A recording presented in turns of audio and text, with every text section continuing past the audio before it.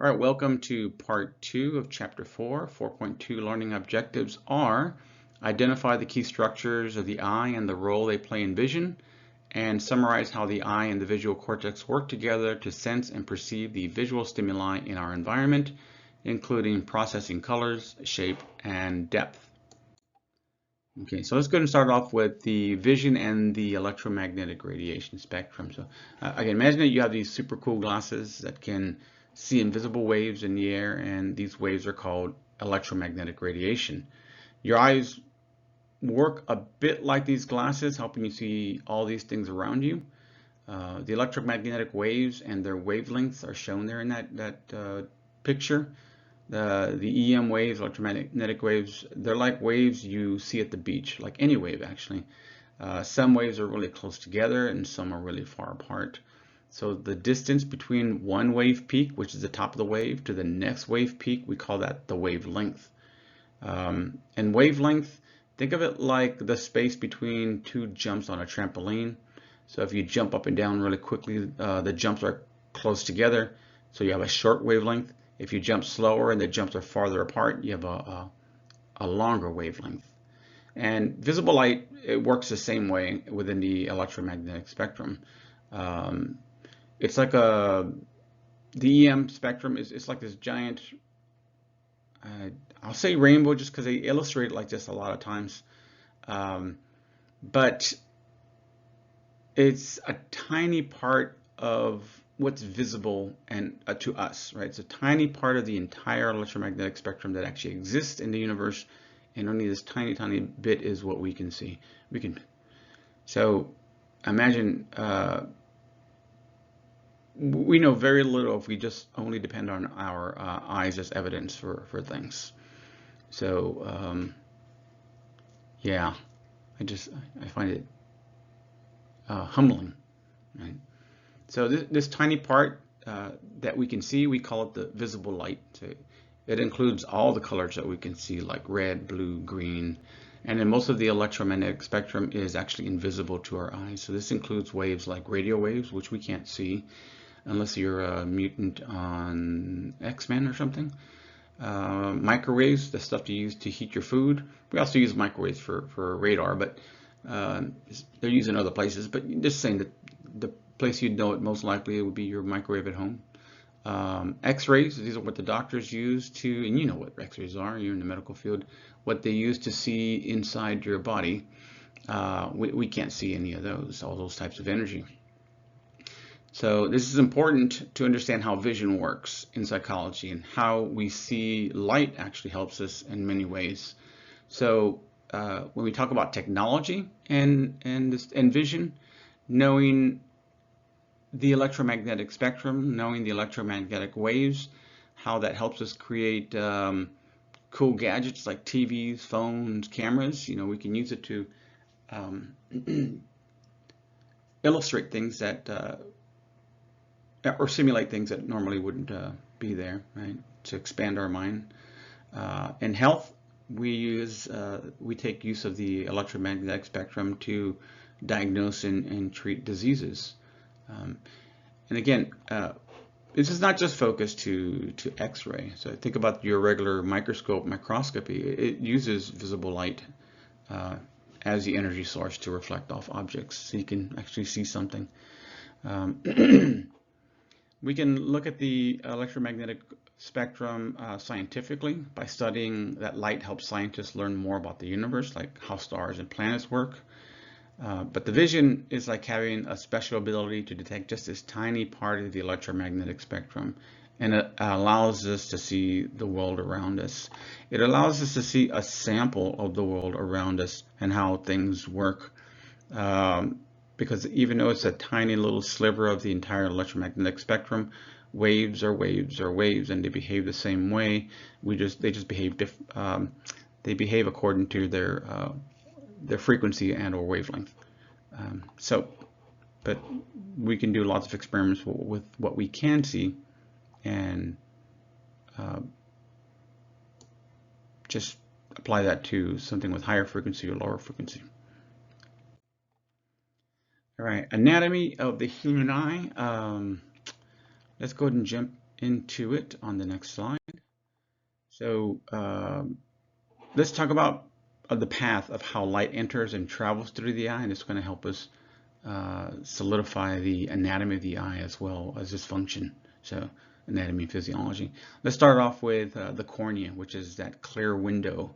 A cornea is just that clear curved window that's in front of your eye. It bends light that comes into your eye. It directs it toward the next part of your eye, which is called the pupil. And the pupil, think of it like a gate. It's a small black circle in the middle of your eye. And what it does, it controls how much light gets into your eye. Think of it as a gate that can open wide or close tight depending on the light around you. The next part is the iris, and this is the colorful guard. The iris is the colorful part of your eye where you have things like blue, green, or brown pigments exist, right? So it gives us that color. Not just that. There are many other colors. What is it? There's hazel, there's red, there's orange, but I won't get into all that, but you get what I'm saying. It surrounds the pupil, it controls the size. It's when it's bright, the iris makes the pupil smaller to let in less light. When it's dark outside or you're in a room, it makes the pupil bigger to let more light inside. It's kind of like a camera lens that would automatically focus to light and dark conditions. The lens, this is, we can call this the focus master. So it's behind the pupil. And its job is to focus a light that enters your eye onto the retina, which is the back of your eye.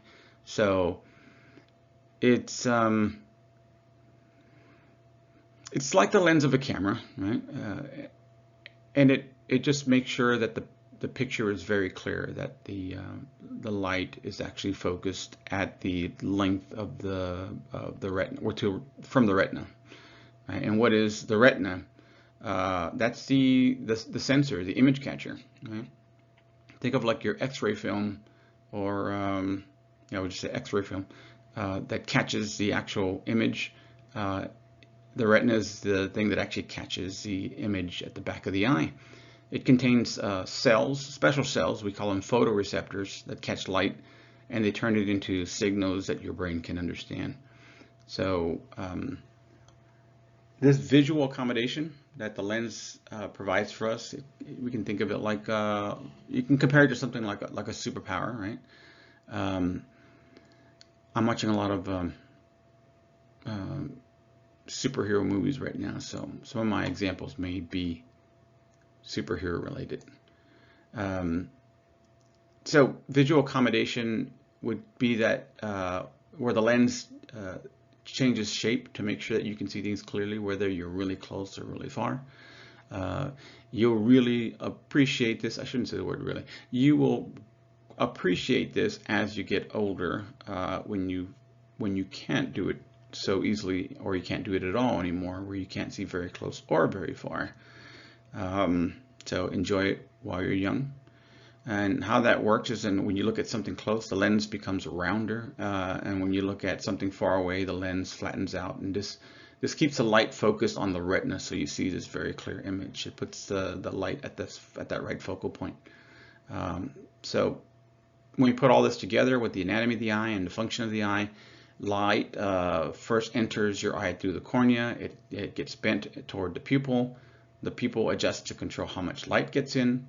The iris helps by changing the pupil size. Then the lens actually focuses this light onto the retina.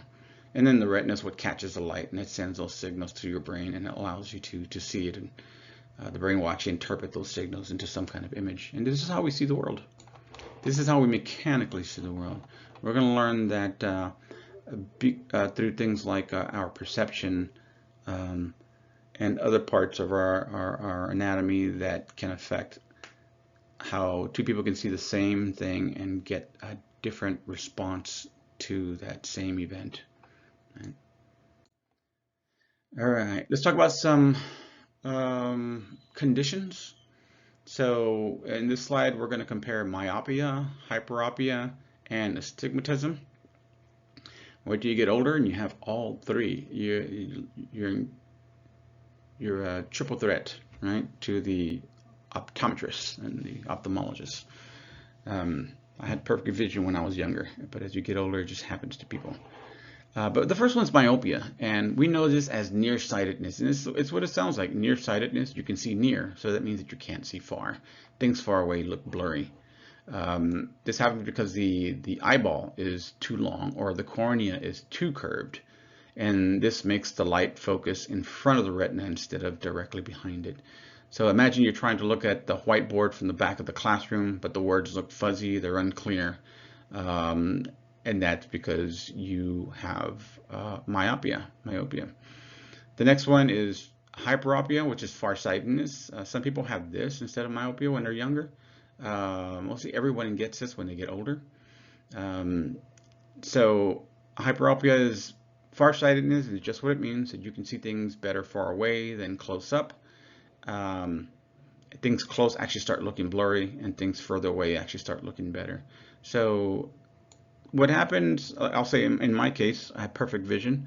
Then I started developing myopia where I couldn't see very far, and that steadily progressed. But as you get older, you start developing hyperopia, which means you start seeing better far than close. And so in my case, it almost looked like my vision was getting better. It's wishful thinking, but because I was starting to be able to see further away without glasses, obviously I need a new prescription, I started losing my ability to see very close. So you're like in this middle range, and you can have both when you get older. It may not happen at the same age to everybody, but it happens. And again, hyperopia is just because the eyeball is too short or the cornea is not curved enough, and this makes the light focus behind the retina instead of directly on it. Think about the LASIK surgery, the PRK surgery, which I think was the first surgery for eye correction. And what is there's a third type of surgery. There's LASIK, PRK.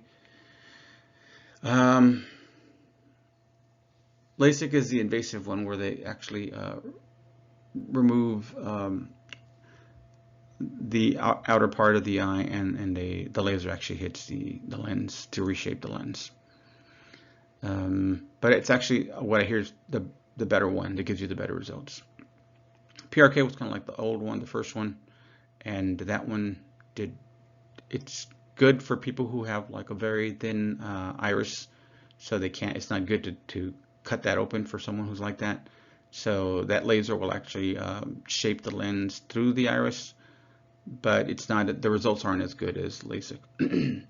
So I'm waiting for the best laser surgery to come out, or the better one than this, to give me good, to correct my myopia and my hyperopia.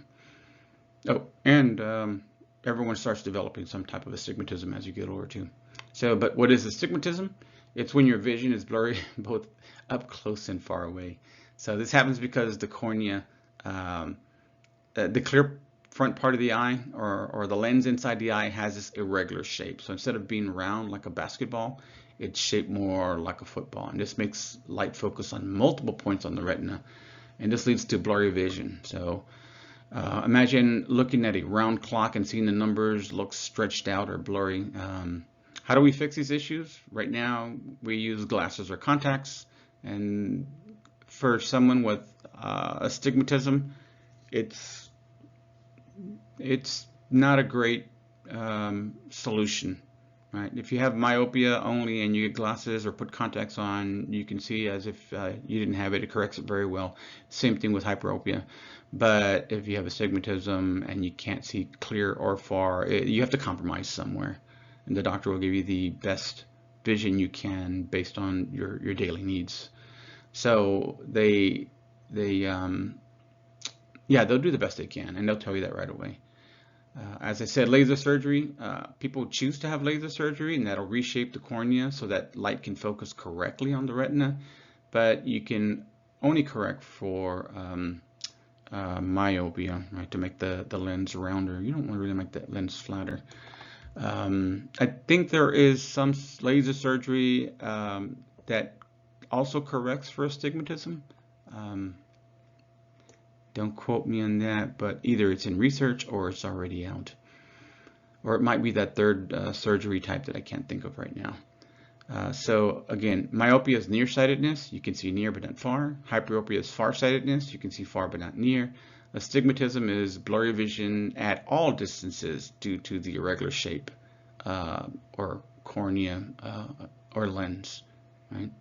So I have a little bit of each. There is a perfect distance where I can see without glasses. So my astigmatism isn't to the point where it affects my farsighted and nearsightedness too much. All right, let's talk about photoreceptor cells. So you see here in the diagram, photoreceptor cells, which where the light actually hits, and they break down the light into smaller components. I don't want to give away too much. All right, but we have two types of photoreceptors. One are called rods, and the other ones are called cones. That's because of their physical shape. But it's not just the shape that makes them different. They have different functions. The rods, for example, they're responsible for helping you see in low light conditions, so seeing in the dark. They help you see shapes, movements, but they're not. They don't give you any information for color. They're located mostly around the edges of the retina, which is again that back part of the eye where the image is focused. And so just think about when you're outside at night and you can see the outline of trees, but you can't tell their colors, right? That's because of the rods in your eyes. Cones, again, they're not just shaped differently, they have a different function. They're responsible for helping you see in bright light and for seeing color. So they allow you to see fine details. They're concentrated in the center of the retina and the area called the fovea. So when you look at a bright light or a colorful painting, the cones in your eyes, they'll help you see all the different colors and all the details of the painting. And how they work together, light enters the eye. It enters the eye through the cornea and passes through the pupil. The lens focuses as light.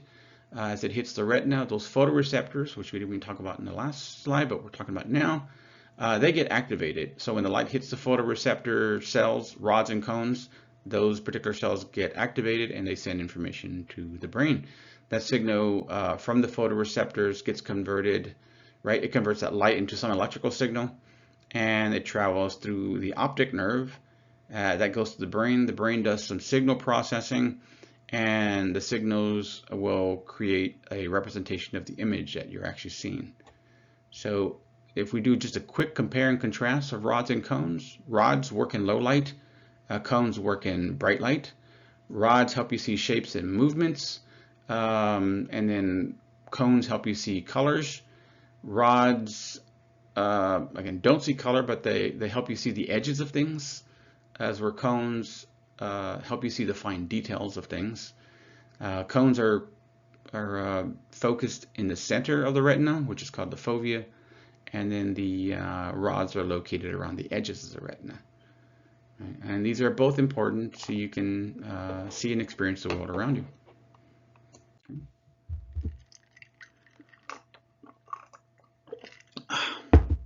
So let's continue with how your eyes work. I'm going to reiterate some of this stuff and maybe say it a little different.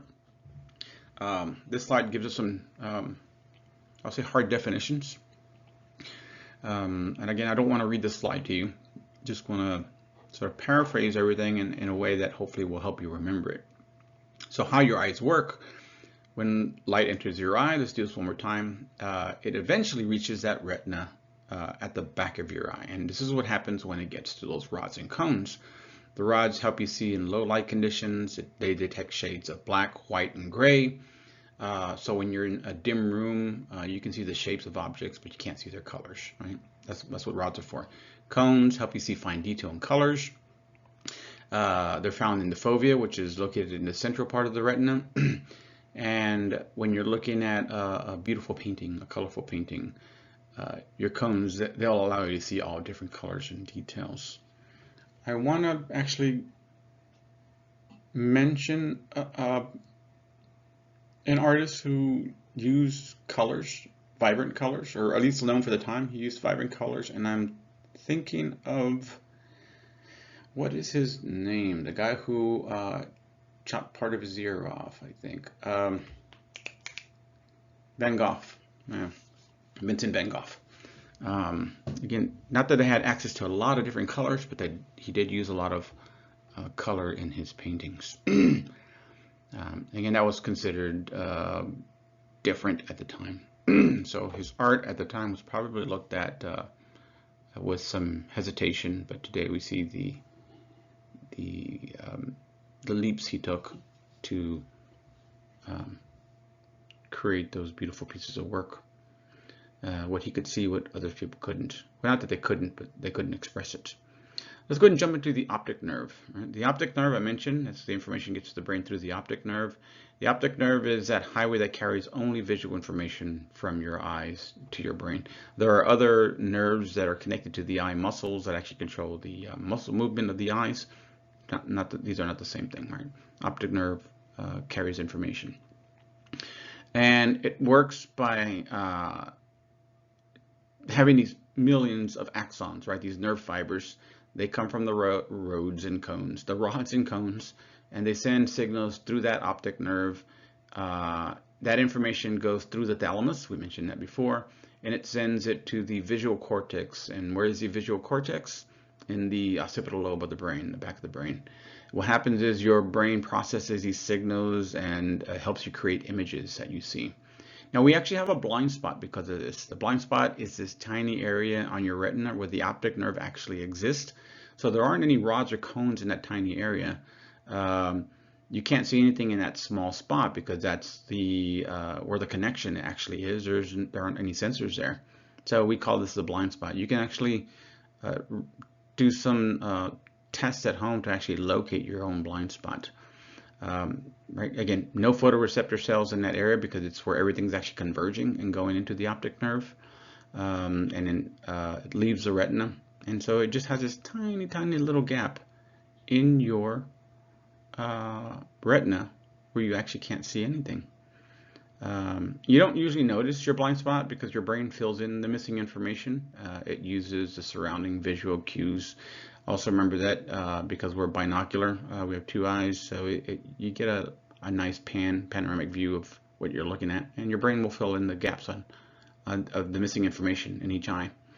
But let's put all this together now, knowing this new piece of information, right? The light enters the eye, light enters your eye to hit the retina, or finally gets to the retina, right? We're jumping all the way back there. Those rods and cones get activated. The rods, right, in low light, you're detecting black, white, and gray, and better light and normal light, you're seeing colors, you're seeing fine detail. But now we get to the signal where it goes through the optic nerve, right? The rods and cones, they'll send that signal through their axons, which all form the optic nerve. The nerve carries that signal to the brain. The brain creates that image. It travels through the thalamus, remember, and it goes through the visual cortex and the occipital lobe, and that's where your brain processes it and creates that image you see. So your occipital lobe, you might want to think, don't make these hard comparisons, but just kind of think of it like your GPU, your graphics processing unit within your computer. So that's your occipital lobe. Well, that's one of its functions. That blind spot that we mentioned, it's very, very tiny. It's where all the nerves leave the retina to go to the thalamus and then eventually to the occipital lobe. Again, it's a blind spot because there aren't any receptors in there. It's where all the cables are kind of going through the conduit. And so you have no sensor information there. It's just the opening in the wall.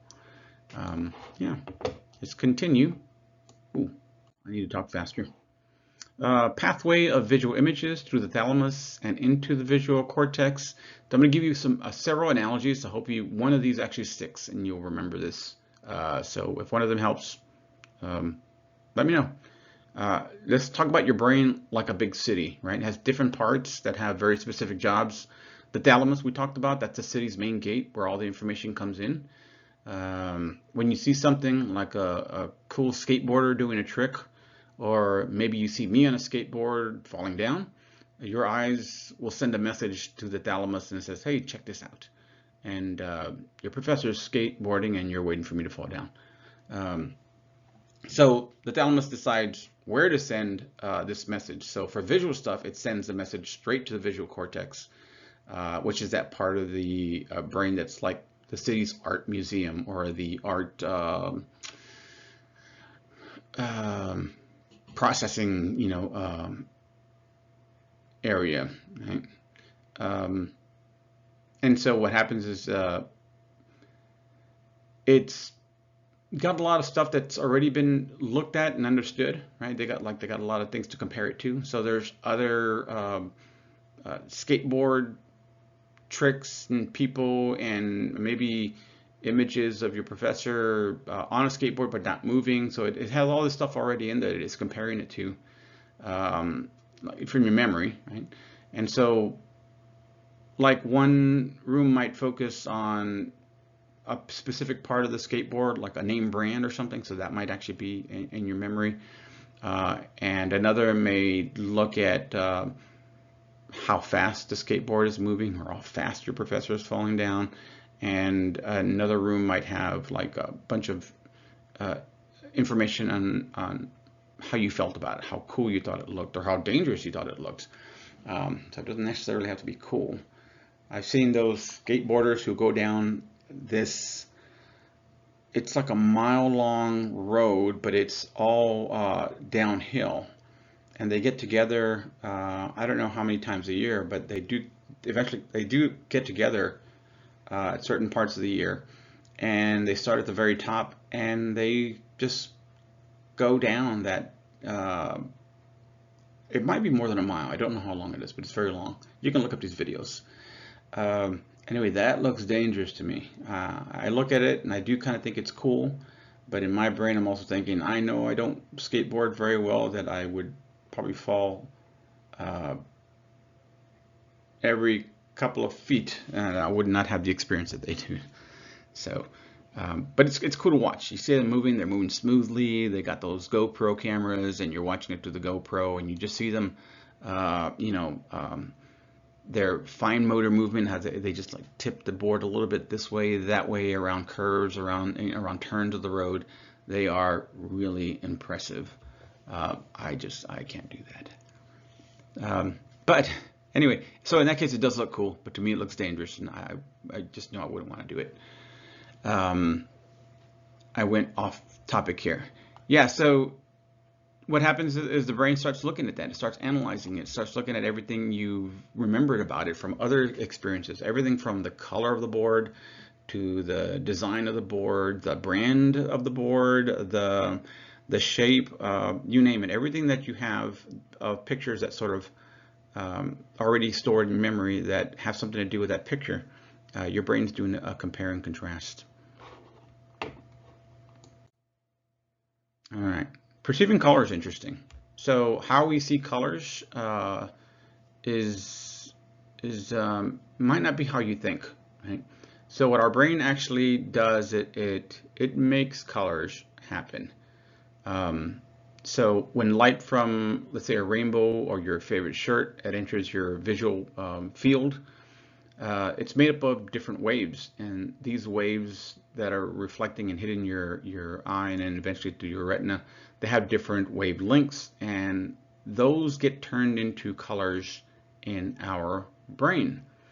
So I often ask myself, I do ask myself these kinds of questions. What I think is red might not be what my friend thinks is red. We might be really close, but our perspective on what red is might be different. Red doesn't really, what we think red is scientifically, it's a wavelength of light, of an electromagnetic waveform, and we see this, what we call color, and our perception of it is what we make of it, right? It's kind of interesting. So when we talk about color, short waves make things look more blue, like the sky, and then longer waves make things look more red, like a sunset. So think about how you feel. We don't really talk about that often. We always talk about cognitive and behavioral, but I will be, again, stressing the affective domain in this class. And so think about how you feel when you see red or when you see blue.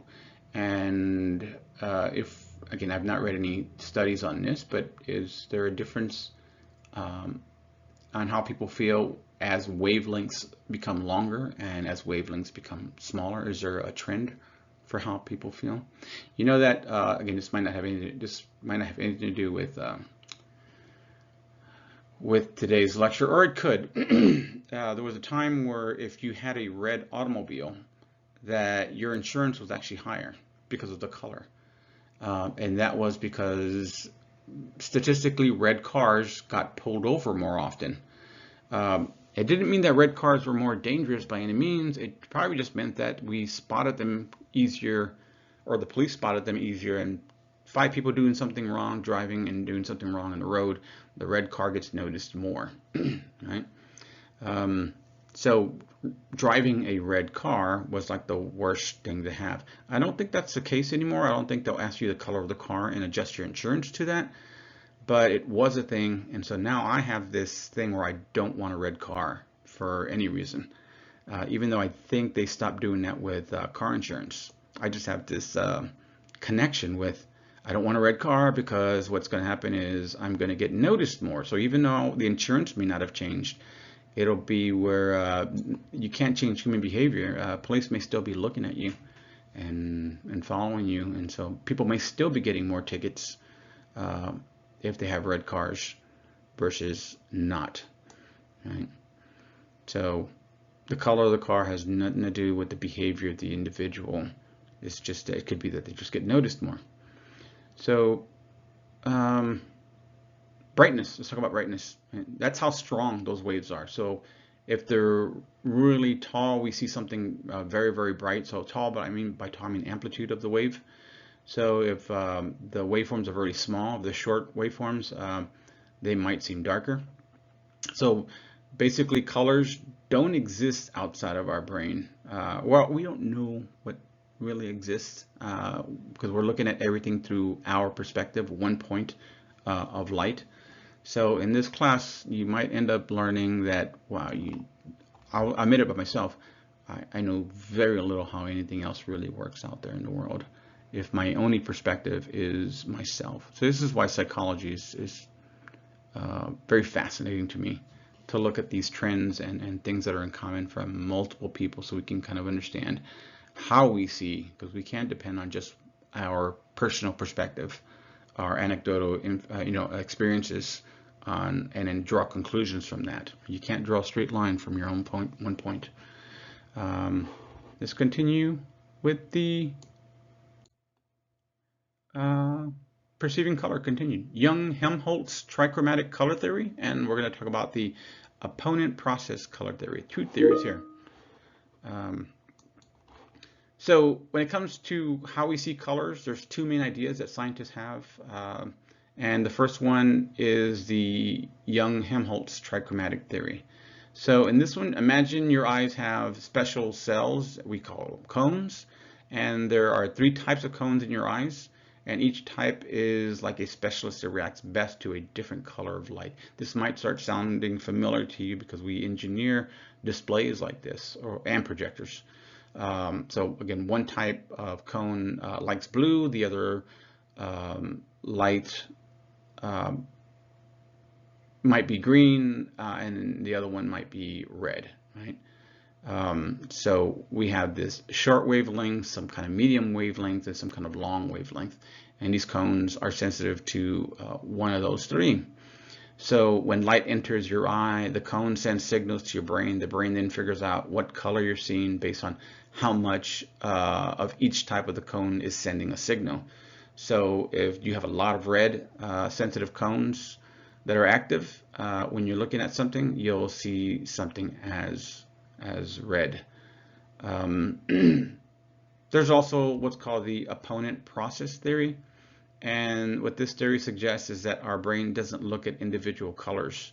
It actually compares them in pairs of opposites. So that's where you get the opponent process. So we have 3 pairs, right? Red versus green, yellow versus blue, and then white versus black. and each pair works like a seesaw, or think of it like a Likert scale, probably a little better of a quantitative view. So when one color in the pair is active, the other one is suppressed, right? You can't be at both ends of a Likert scale at the same time. So if you stare at something red for a while and then look away, you might briefly see green. You'll see a lot of these, I won't call them experiments, but you see a lot of these tricks on YouTube, right? And they'll tell you stare at the screen, and then they show you something else, and it's really interesting. It does support the opponent process color theory, that after image that you look at when you're staring at something, one thing for a long time, and you get that ghost image. That's probably the best way I can call it, when you look away. So this would happen because, let's say, the red sensitive cells in your eyes get tired, and then the green sensitive ones briefly take over, and it's like your brain balances between these opposites to help you see and understand colors better. So both of these theories, the Young-Helmholtz trichromatic theory and the opponent process theory, they help explain how our eyes and brains work together to make sense of all the colors that we see in the world. Now, these are two different theories. Who's to say that there's some combination of both things happening in our brain, where our brain actually uses two types of information to give us a clearer, more accurate representation of the colors that we're seeing. Okay, let's talk about Gestalt, right? And Gestalt, again, perceiving form, it just means a meaningful, organized whole, right? So looking at the entire thing. And we're going to talk about two principles on this slide, figure and ground, and similarity. We'll talk about other principles on the following slides. But Gestalt theory is when you're looking at a picture, and it helps us understand how our brains organize what we see. So instead of just seeing a bunch of lines and shapes, our brains like to group things together in certain ways to make sense of them. Figure and ground is a principle of Gestalt, and this is how you see the picture. The figure is the main thing you notice, and the object or shape that stands out. And the ground, or the background, foreground, that's the background of the image. So Gestalt theory says our brain automatically separates the figure from the ground to understand what's important and what's not. So, for example, in a picture of a tree against the sky, the tree is the figure and the sky is the ground. And I've seen a lot of these things on, I'll just say YouTube, or they'll tell you to look at a picture and they'll give you some conclusion based on your response to that picture. If you see this first, you're this type of person. If you see this first, you're that type of person. And again, in this class, we're going to talk about these things objectively. We're not going to draw conclusions from a physiological, biological process of how you see an image and what you focus on first and what you don't. And, it takes a lot of, it takes experts and trained psychologists, which I am not, to draw those kinds of conclusions from individuals. And that's usually after spending lots of time gathering information, being that detective and trying to understand more about the individual, versus what you see on YouTube, where it just gives you these quick, and for now I'll just say unsupported conclusions of, if you see this first or if you see that first, you're this type of person or that type of person. Hopefully that explains it simply. Okay, let's talk about similarity. Get off my public service announcement there. So in Gestalt theory, this is how our brains group things that look alike. So if there's a bunch of shapes like circles, squares, our brain might group all the circles together and all the squares together because they're similar. So this helps us quickly understand patterns and makes sense of what we see. I'll talk about something that's in contrast to this, and again, this is my opinion of what I think might be in contrast to Gestalt theory as far as artists are concerned. What is, dang it, I think some of you might already know which artist I'm going to talk about. The Spanish artist, son of a gun, his name slips on mine. He's the one who drew all those weird shapes and didn't put, like the main image, the object, it's not symmetrical, and it might blend in with the background. So those images are very hard for people to actually accept, right? You can probably see an individual in the artist's work, but there's something off about it, right? And so Gestalt theory will tell you, like, okay, I know there's a person there, and they're standing in front of a brick wall, but that person doesn't look like a person, and so there's something off about the object, and there's something off about the background, and he does that on purpose. Can't, dang, his name comes into my mind and then slips on my mind. Picasso. Dang it. Okay, it's right. All right, let's keep continuing with Gestalt theory and talk about the concepts of proximity, continuity, and closure. So proximity, again, is about how close things are to each other. So when you have objects that are near each other, our brain tends to group them together. So for example, if you see a bunch of dots on a page, you might automatically see them as separate groups because on how close they are to each other. Continuity, this is the idea about how our brain prefers smooth, continuous patterns. We don't like gaps. So when there's a series of shapes or lines, even if they're broken up, our brain tends to see them as continuous flow rather than these separate parts. So look at the dot pictures there. You might look at it as one continuous, two continuous lines that are intersecting.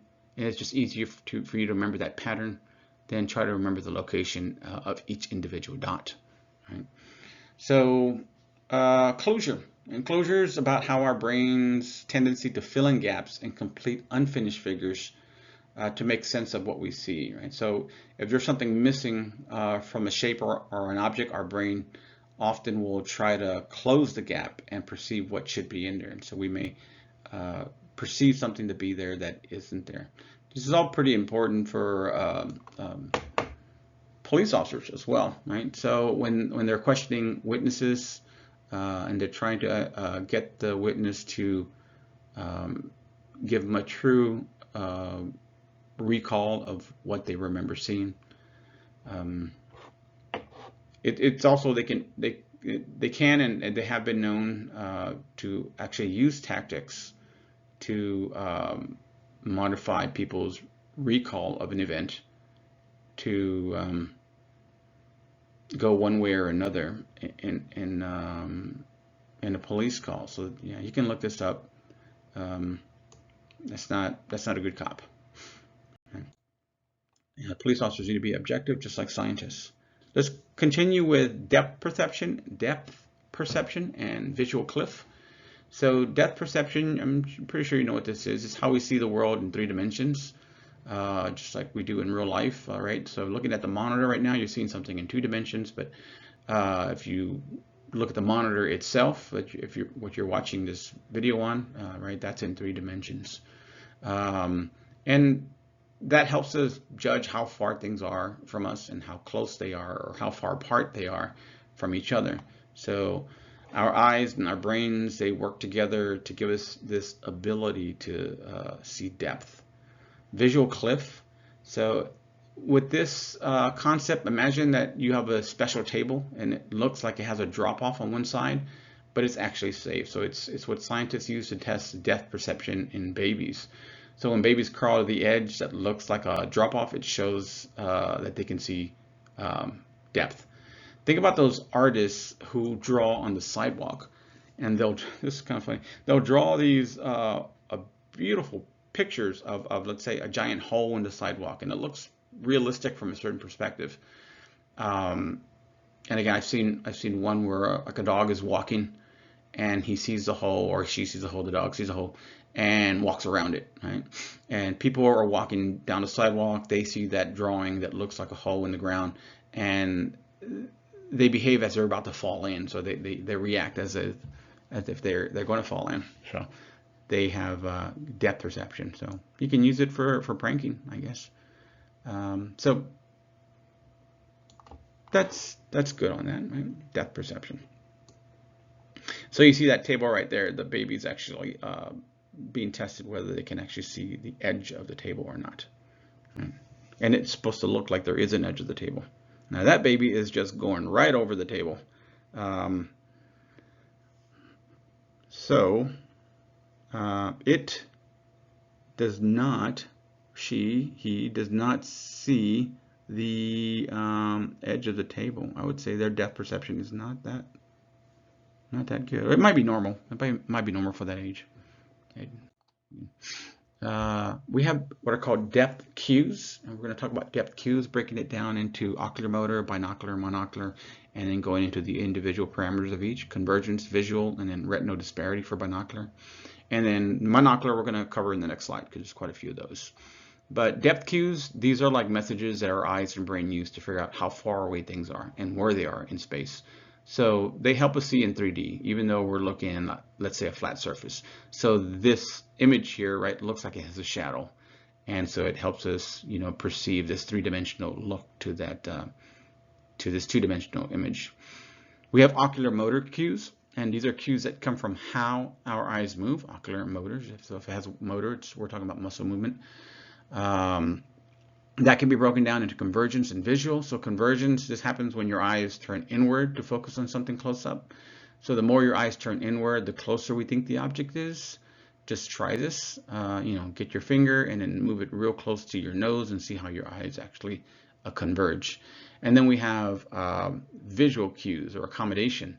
And this cue comes from the lens inside your eyes changing shape to focus on the object at different distances. So when we look at something close, our lens gets rounder. When we look at things far away, our lens gets flatter. The next cue is binocular, right? These cues come from having two eyes. So we have what's called retinal disparity, and this is how each eye sees a slightly different view of the same object because they're in different places of our face.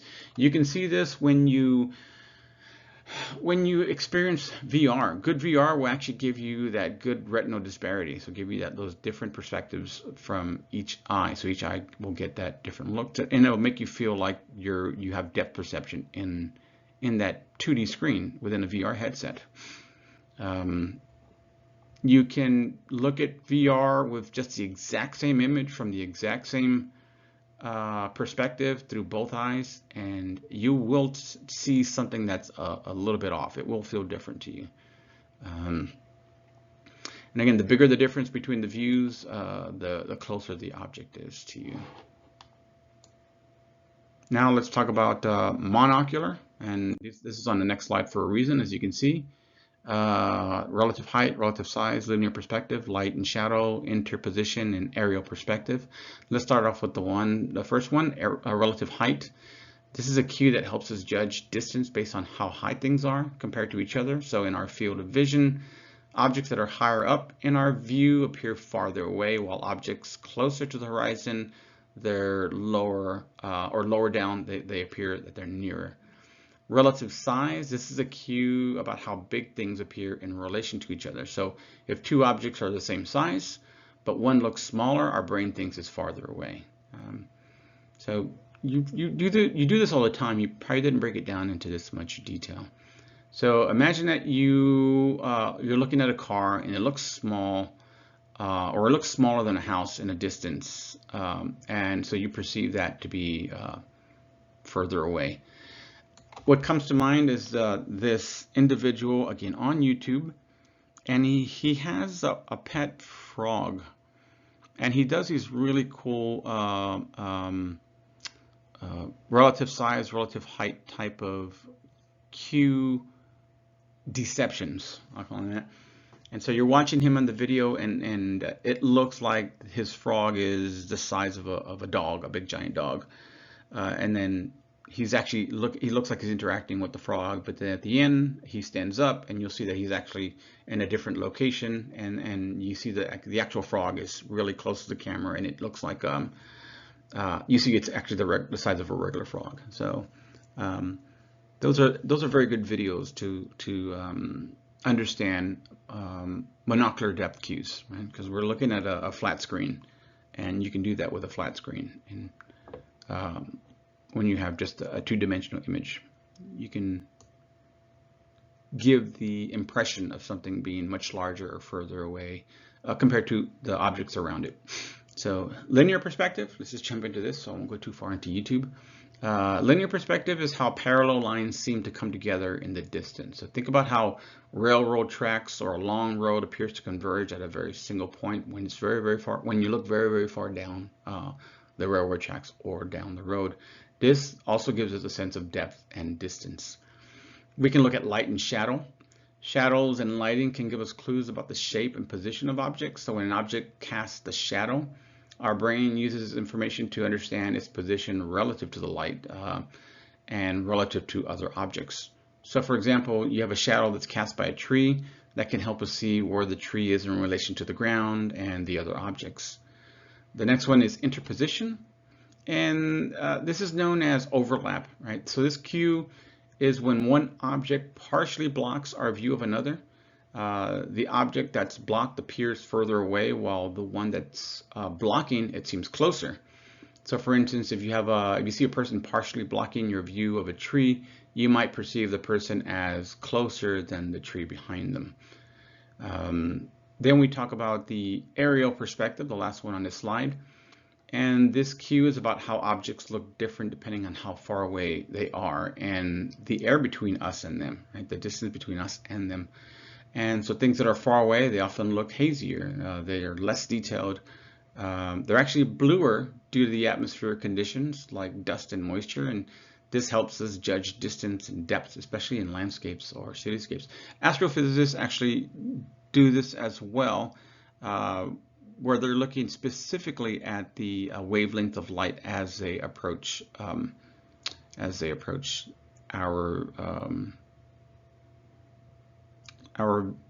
our vision, but as they approach our space where we could see them or we can capture them. So these light wavelengths from stars, millions and millions or billions of light years away, by the time they get to us, their frequency has elongated, and so the color will actually be different. So we can tell based on that wavelength how far things really are. But that would be more of a calculative, quantitative type of way of doing it. But it's based on these same principles. So when we talk about depth cues, the ocular motor, the binocular, the monocular, these are cues that help our brain make sense of space and distance, and it helps us navigate the world. It helps us understand how things are positioned in relation to us, because it's all about us in psychology. No, not really, but it tends to be. Let's talk about these in a little bit more detail, the monocular cues. So relative height and relative size. And we described them there, but you look at these images. The cue, they help us judge distance based on how high things are compared to each other. Right? The objects that are higher up in our view appear farther away, and the objects that are closer to the horizon or lower down, they appear nearer. Relative size, the picture on the right. This is about how big things appear in relation to each other. So if two objects are the same size, but one looks smaller, our brain thinks it's farther away. So a car that looks smaller than, let's say, a house in a distance is perceived as farther away. Or just the cars in relationship to each other. A car close to you versus a car that's the same model, and it actually looks much, much tinier, 1/4 the size of the car that's on a 2D screen. You can tell that the car that looks smaller is actually farther away. That might be a better idea. Now we talked about the linear perspective, how parallel lines come together in the distance, and that kind of gives us information about how that single point convergence will tell us that there's depth and there's distance to this particular image. And so those railroad tracks keep going and going and going. We talked about light and shadow. In this image, we see shadows and lighting. It gives us clues about the shape and position of those objects. Right? Without those shadows, it'd be nice if we had one that didn't have any shadow, maybe just an outline so you can compare it. But yeah, so you see the information we can get just from light and shadow. Interposition and aerial perspective. So interposition, we talked about when something overlaps something else, right? This cue happens when one object is partially blocking another. And so the one that's blocked, you would believe to be further away or behind the one that's doing the blocking. When we talk about aerial perspective, this cue is about how objects look different depending on how far away they are and the air between us and them. So things that are far away often look hazier, they're less detailed, they're bluer when we're looking at things like horizons, and that's due to the atmospheric conditions. So they'll help us judge distance and depths, especially in landscapes or cityscapes. Something that might actually help you solidify this, and again, I can't, I can't think of his name. The guy who, I think he passed away, but he drew all those landscapes, and he had that TV show, and he would just draw the landscapes, and he would start off with all these different cues. And so by building up all these cues, he would build these amazing landscapes. He would, by the time he was done, he was using all these techniques to create something, and you would tell what's in front, what's behind. It had a lot of depth in his work, and he utilized all these cues to actually create something on a 2D canvas to make you feel like you're looking at looking through a window and seeing a real, beautiful scenery. And I cannot think of his name. My mind wasn't ready to go to those examples. All right, this is the end of this section. These are the key takeaways. Again, I will not read the key takeaways. You can pause the video and look at them here, or just look at the slide, read these for yourself. This is key takeaways part 2, and this is the end of this section. Thank you very much, and I will see you in the next recording.